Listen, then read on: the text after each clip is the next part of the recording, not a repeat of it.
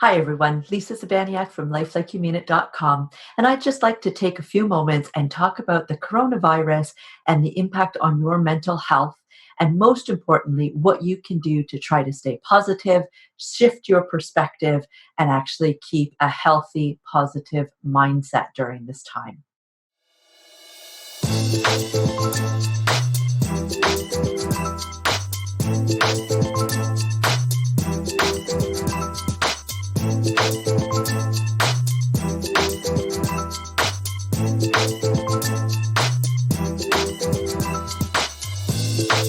Let's talk about the nitty gritty of coronavirus and your mental health.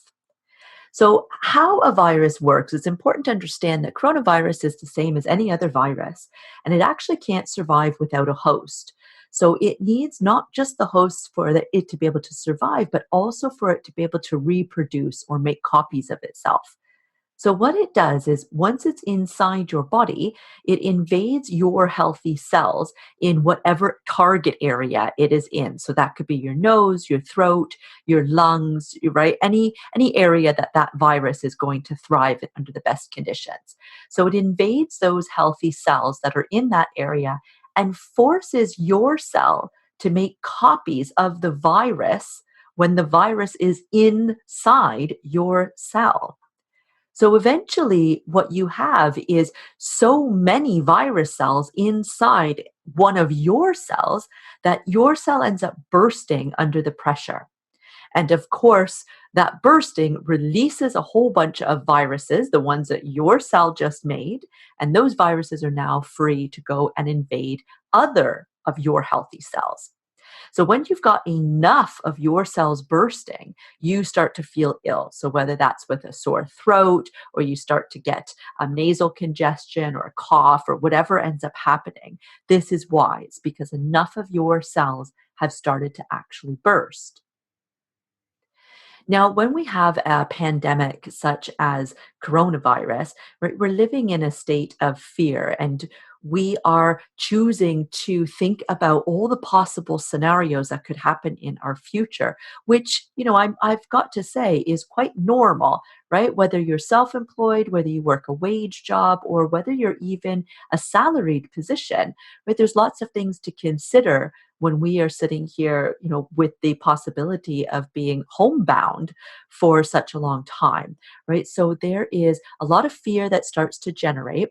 And what we tend to do as humans, whenever we're facing uncertain times or something that's going to cause us to be uncomfortable in any way, shape, or form, we start to plan out all of our responses for whatever could possibly happen in the future. We time travel, basically. We put ourselves in these future scenarios and we come up with all of the possible ways that we could handle the situation. So if this person says this is how we'll react. Or if this happens, this will be our fallback. And we end up getting ourselves in this position where we feel like we have a sense of security, but really it's a false sense of security, right? All we've really done by traveling into the future like this and trying to plan for every scenario is we've increased our level of fear. And spending time in fear causes prolonged periods of both physical and mental stress. And the problem with stress is that we release hormones in response to stress. And these stress hormones are the hormones that cause you to decide to flee or fight. And they are designed to do all kinds of things like increase your heart rate so that you get more blood pumping around your body and your pupils dilate so you can take in all of the information coming at you so you can make the best decisions on either fighting or fleeing.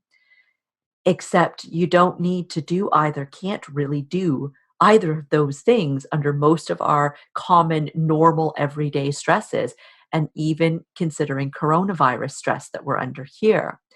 And the other thing that these stress hormones do is actually they decrease all of your non essential body functions. So it's not that these functions are actually not, essential for your functioning and your survival. It's just that under times of stress, what is considered most important is you being able to get energy to your muscles so that you can run or you can fight, for example. Your digestion doesn't matter, and your immune function also doesn't matter. So that means that if we are living in a prolonged period where we are fearing the future outcome, we're in a position of feeling uncomfortable, so that puts stress on us and we're releasing these stress hormones, we're actually reducing our immune function. So you can just imagine in times like this how that could actually be detrimental for us. But there are real serious long term effects of this, even if you take coronavirus out of this scenario and we just look at anything at all that could be causing us to be in a more long term, prolonged state of stress. So, first and foremost, our stress system is actually designed to be temporary so that we're assuming we're going to realize that the perceived threat is no longer there or wasn't the threat that we thought it was, and our hormone levels will just return back to normal. But when temporary isn't an option, when we are feeling stressed all the time, then we feel like we're constantly under attack. And so our stress system is going to remain on. It's going to keep flooding us with those stress hormones, which is going to shut down all of the, again, what it finds to be non essential functions in order for us to be able to survive. And doing that on a long term basis means that those natural body processes, your immune system, your digestion, and other things are disrupted long term. And that leaves you more likely to develop more serious anxiety, depression, sleep problems, weight gain, headaches, memory and concentration problems, and other types of health conditions as well. So the important thing here, this presentation is not meant to scare you more, to put you under more stress. It's designed to allow you to realize what is actually going on and understand how your body works so that you can take a step aside and say, you know what? I'm going to make a choice here because choice is something we all have available to us to make. We can choose to continue to project ourselves into the future and increase our level of fear and stress, right? And cause this kind of cyclic response from our body and causing more problems. Or we can choose to stop allowing ourselves to do that, to have the power to focus on our mental well being at this time and our mindset so that we can actually diminish our fear and our stress levels. So we're still being realistic and we're still allowing ourselves to be prepared. So we're doing things like taking good care of ourselves and washing our hands and eating healthy diets and getting enough sleep and drinking enough water and self isolating if that is necessary as well. We're doing those types of things to be prepared.